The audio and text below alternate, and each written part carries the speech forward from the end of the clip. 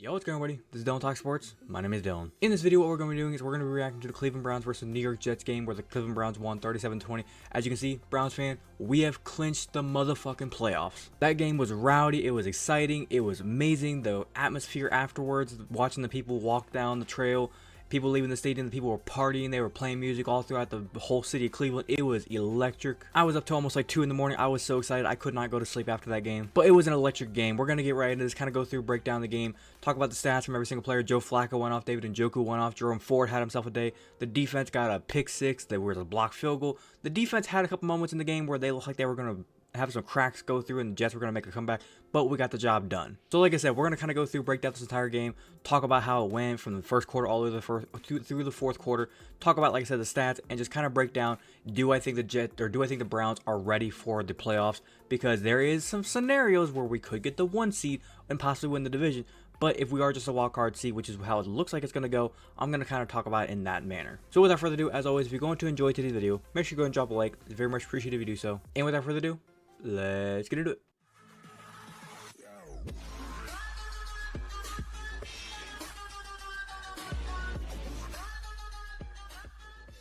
Alright, so as you can see, 20-37, the Browns got the victory.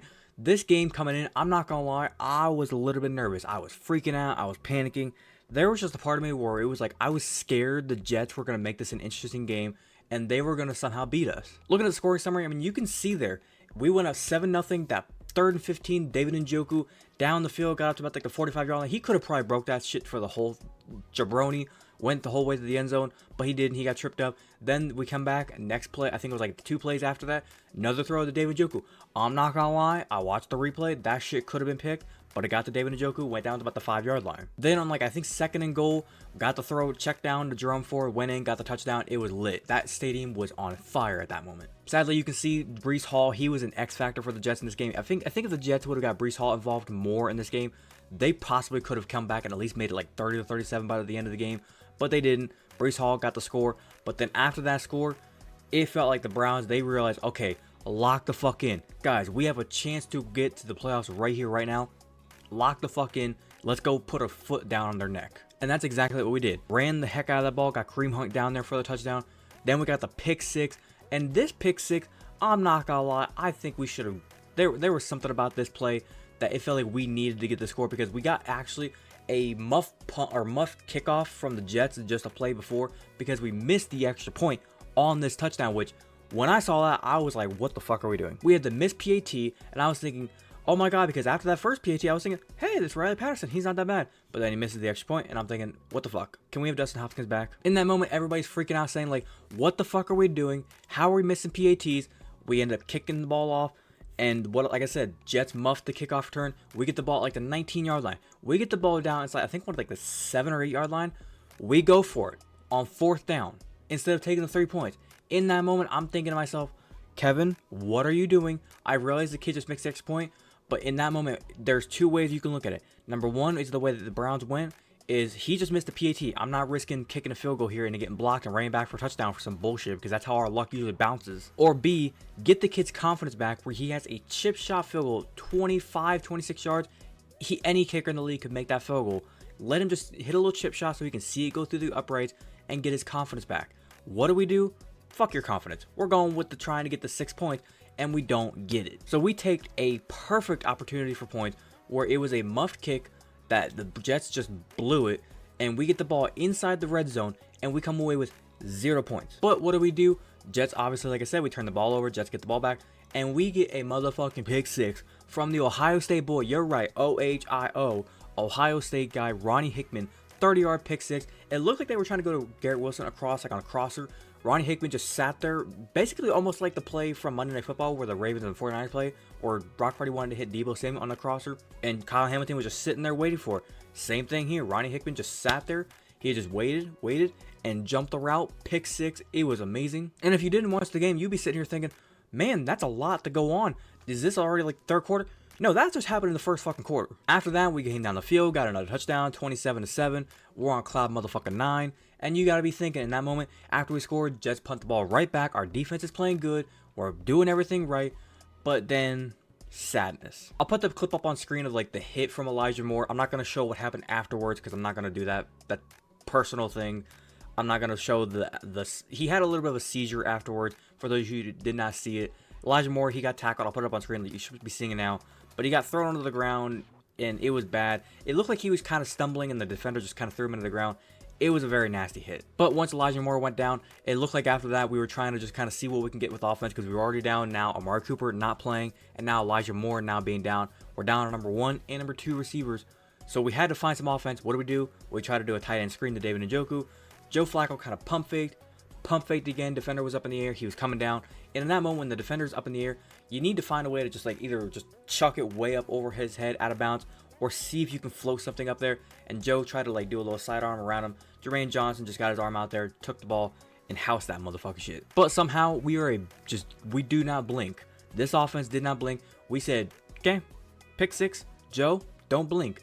Come right back out there. 3 plays, 75 yards. 50-yard, just a little check down. It should have been roughing the passer. Quinnen Williams smacked the shit out of Joe Flacco's helmet. Should have been roughing the passer, but we end up he just rolls out, stays looking downfield. Jerome Ford just kind of backs up. A little check down to him, and he just runs the shit of that ball all the way downfield. Should have been stopped at the 10-yard line. Luckily, the Jets couldn't tackle. Browns couldn't tackle either. We'll get that in a minute. Jerome Ford runs it in the end zone, and at that point, we were going to halftime. I think when we were up about 34-17, we all kind of knew the game was in check. But as a Browns fan, we are still on the edge of our seats, and we are panicking the entire time. The entire second half was just like a little bit of a punting battle, block kicks, little check down passes. The offense didn't really do too much of anything.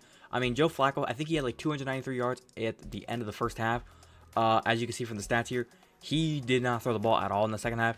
And there were some people online I saw complaining, talking about like bets that they made to where they needed receivers to get some catches. People, in that moment, we're not throwing the ball anymore. I think Kevin was pretty much at a moment where when he saw we were up 20-34, and then we went up it was like 20-37, we were pretty much chilling with just running the ball. There was no need to throw the ball anymore. And I was even saying, we were up with 8 minutes to go right here, up 20-34. I said, stop throwing the football. Your defense is playing good. Just run the ball. I mean, right here, I think we had to punt the ball back with them with like 7:50 to go, only a minute off the clock. If you would have ran, you have a good chance of getting it down to like 6:50, punt the ball, and you were just wasting and bleeding the shit of that clock. But luckily, we did come away with the win, and it was just a party all over downtown Cleveland last night. Now, let's kind of go through a few negatives that we need to point out. Looking at the box score, let's go ahead and scroll right down here to this little section, if you can see where my mouse is. Fumbling. Holy fuck. Y'all were horrible. Joe Flacco had 2 fumbles. Luckily, one he got back. The one he ended up letting go out of bounds, or letting the defender get it. David Njoku, that one I would say is a reasonable fumble, because he got his shit rocked. He tried to hurdle a guy and just got boomed by CJ Mosley. I think CJ Mosley was supposed to cover David Njoku a lot during that game, and CJ was getting burned by David a lot throughout the first quarter. And it got to the point where CJ said, "Fuck you, I'm not letting you score on my ass," and he just came in with a hit stick. David got flung up in the air, fumbled the ball. It was kind of scary to watch, but David, he popped back up. He's a big boy. It seemed like everybody was fumbling the football. Pierre Strong had a fumble. His, I think, got lost. It was whenever his like little butt cheek almost hit the ground, and then it got taken away. There was another carry. I think it was Jerome Ford. His butt cheek barely touched the ground. That shit should have been called a fumble, but it wasn't. It got reversed. The one on Pierre Strong, that one, it looked like it was going to be called for progress stopped, and then they were going to start backing up. Whistle started going off, but the ball got ripped out of the arms of Pierre Strong, got called a fumble.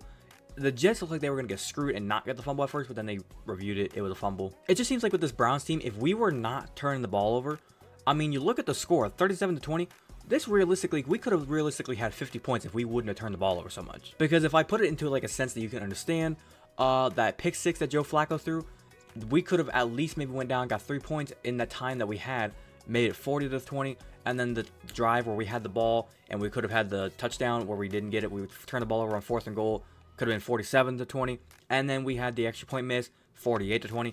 Like, we realistically left a lot of points on this board. Another negative that I'm going to point out is we are very bad at taking away running backs. And what I mean by that is we are locked down on the leg, the 3 corners, Ward, Newsome, Emerson. We know how to cover receivers, but when it comes to the running backs and the tight ends leaking out, we tend to forget about them. And it kind of sucks because, like I said, Breece Hall, 13 carries, 84 yards, average about 6.5 yards a carry, and then he also had 9 receptions of 42 yards with a touchdown. The dude was just a yak monster throughout this game. I mean, when you allow the running back alone to account for almost like 150 yards just by itself, you're not going to win a lot of games that way. Luckily, our defense was able to step up and stop everybody else just hold everybody else to a complete halt. I mean, we did allow Garrett Wilson 5 catches, 50 yards. He had that one 22-yard grab. I think it was across like about the 50-yard line earlier on in the game. It was offense or offsides on Myles Garrett on that play. Got just declined because Garrett Wilson had to make an insane catch. It was almost like a back shoulder kind of whip around type of catch. It was pretty cool. And then the next negative that I'm going to talk about, and this is my only other really negative about this game. What in the world was that tackling? I don't know who is teaching the tackling on the defense, if Jim Schwartz is the lead main man leading the tackling or who is leading tackling, but we need a new person coaching tackling, because there were some moments in that game where like the tackling was there, we were hitting our guy and we were bringing him down, but then there was other times where it was like the guys were just getting spun off and juked around and making man miss, and it was just bad. And if that's how you looked against the New York Jets, just imagine if you got to play the Ravens again. That Ravens team, they are speedy. Lamar Jackson, he will make you miss. I mean, I want to give my flowers where flowers due. JOK 11 tackles, 7 total tackles, solo tackles, 2 tackles for loss. Sione Takitaki set a Browns record, I think, for 16 total tackles in a game, 11 solo tackles, 1 pass deflection. Martin Emerson, he had a big day, 2 pass deflections, 3 tackles. Myles motherfucking Garrett had 3 tackles, had a sack finally. First time he had a sack in about 4 or 5 games. So huge day for him, and it's also his birthday.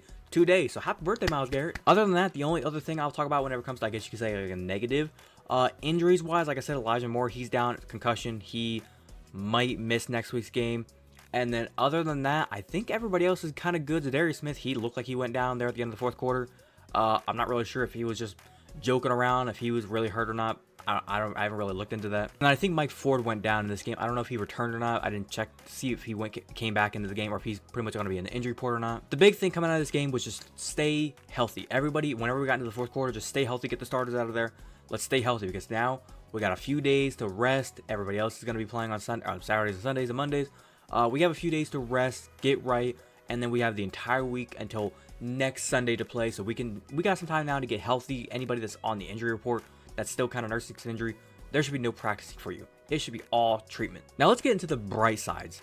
First up, like I said, Joe Flacco played amazing, barring that one interception. I think we've kind of gotten to the point now in the season where we realize that Joe Flacco's going to throw at least 1 interception a game. It's just the rite of passage. He's going to throw 1 pick, and we can live with that as well, because the defense has been able to bail him out a couple times. 2 to 3 interceptions, no. 1 we can live with. Sometimes he's going to try to put a ball out there and it's going to try to make a play and it's going to go badly. The pick 6 that he threw against the Jets, that one he could have been avoided. He could have chucked that one out of bounds, but it just seemed like all the momentum was rolling for us. There was no way we were losing this game with the way he was playing. Like I said, 300 yards, 3 touchdowns. The first Browns quarterback, or the first NFL quarterback to throw for 300 yards on the New York Jets. I think they said either this season or since like week 4, I think they said. Only got sacked once with the offensive line, even though we've been battered and bruised all season long with rotational pieces of the offensive line. Allowing 1 sack is pretty good. We finally got a running game working. We've talked all season long about if this running game is going to be something that's even going to be used in Cleveland, or are we just going to go straight forward with the pass game? This run game worked today. Like I said, Jerome Ford, 12 carries, 64 yards. Kareem Hunt got some carries, ran in for a touchdown. Pierre Strong late in the game, he got some carries. Joe Flacco, the 38-year-old man, almost 39, he got a few carries. He tried to use his legs. And the next thing we need to talk about is David Njoku the best tight end in the league? Because with Joe Flacco as his quarterback, David Njoku is looking better than Travis Kelce and George Kittle. I'm not going to lie. And you can say all you want about Travis Kelce, how he has this Hall of Fame career, which he does. Travis Kelce is going to go down as probably arguably the best tight end to ever play the game, maybe at least top 3, I would say. But David Njoku at this time right now, he's playing really good football. Pro Bowl 100%. He's creeping up there to possibly sneak into maybe at least be in the discussions for like an all-pro. I'm not saying he's going to get it. I'm just saying at least be in the discussions for it. It was kind of sucky that he didn't get a touchdown, even though he got 1 reception where he got down to about the 5-yard line, and then he had another reception where he got down to about the 7-yard line. The fact that he got that close 2 times in the game and didn't get a score, I was kind of pissed. I wish he could have gotten at least 1 touchdown. But like I said, everything was just rolling right for the Browns. We had everything rolling on offense. The first half was all us. Defense had a couple of moments in that game where we didn't really do the best at tackling, like I said. Got the first opening score touchdown for the Jets. After that, bunch of field goals, and nothing really else was happening on defense. But I think the Browns played a really good game. The question is, can we come to play like that on the road? Because the way it's rolling, like I said, we're probably going to be on the road in the playoffs. If not, and we're at home, that'd be cool. But I think we're going to be on the road. Can that defense travel? Because we've had the problem over these past couple weeks, and even the whole season, where the defense has not been able to travel that well. If the defense can travel, and we can play like that on the road in hell, Kansas City, Jacksonville, Miami, Baltimore, wherever we might have to go, if we can take this defense and travel there to any of those places and win in the fashion like that, and Joe Flacco can just not turn the ball over too much, and we can get a run game going, play action, David Njoku, some Cedric Tillman, Amari Cooper downfield. If we can get these plays moving and we can put up some points, we can do some damage in the playoffs, and nobody wants to play us. I'm going to kind of wrap it up by saying this. Like I said, I think the Cleveland Browns are the most dangerous team in the playoffs. There's been people on Fox Sports and even ESPN talking about the Cleveland Browns being the most dangerous team, and I will agree with that 100%. The Browns are dangerous. This defense is dangerous. Joe Flacco is playing dangerous. The receivers are starting to buy into Joe Flacco. They really trust him with the ball in his hands, and they're willing to go out there and get open because they know he's going to find them. The funny thing I am enjoying right now is going and watching some of these highlights of people from back in like November and October, where they talked about the Browns when we lost to Deshaun Watson, and even as we were going with DTR saying like, this Browns team ain't going nowhere. They're done. They ain't going to no playoff. Look at us now. And the very last thing I want to point out is, like, I believe I said it already in the video. If I have not said it already, I'm going to say it again. This Saturday and Sunday, the games are coming on. Miami plays Baltimore. If Miami beats Baltimore, Cleveland is one game back of the division, and the 1 seed, it then kind of goes into Miami's favor. But then if Miami beats Buffalo, Miami gets the 1 seed. And if Pittsburgh beats Baltimore, Cleveland has to beat Cincinnati, and Cleveland gets the division. There's a couple of scenarios that it's got to go, so I'm going to kind of quickly explain it. Like I said, Miami, if they beat Baltimore, Baltimore comes back 1 game, and Miami goes in the lead for the 1 seed. If Buffalo beats Miami, then that next week, and Baltimore beats Pittsburgh, Baltimore still gets the 1 seed. If Baltimore loses both games, and Miami loses to Buffalo, and then Cleveland beats Cincinnati, Cleveland Browns are the 1 seed. There's a lot of ways it could play out. I'm just kind of doing my best to kind of explain it. If you don't understand what I'm saying, go to NFL.com. I'll try to put a link down in the description of, like, say, NFL playoff predictor, so you can kind of go down there and put it in for yourself and kind of see how the Browns get the 1 seed. So if you want to check it out for yourself, like I said, I'll try to put a link in the description. But other than that, I'm going to stop rambling there. Hopefully you guys are going to enjoy today's video. If you did enjoy today's video, as always, make sure you can drop a like on today's video. It'd be very much appreciated to do so. If you watched the entirety of today's video, thank you very much, and you are a Cleveland Browns fan and you're excited like me, and you are a Browns fan and you're excited about going to the playoffs, let me get a dog check in the comment section down below. Here we go, Brownies. Here we go. Hoo, hoo. And like I said, if there was a detail about this game I missed, if there was something that went on in the game, maybe your favorite moment from the game, if you were excited about how David Njoku played, Joe Flacco played, if you were excited about the defense, if you went to the game, let me know in the comment section down below. Like I said, everything about this game. If you're a Jets fan, tell me how you feel about this game.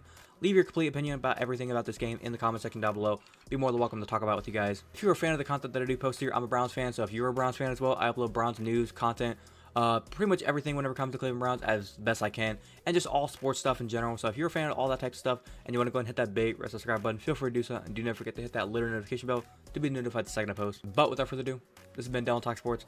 Have a great day. Peace.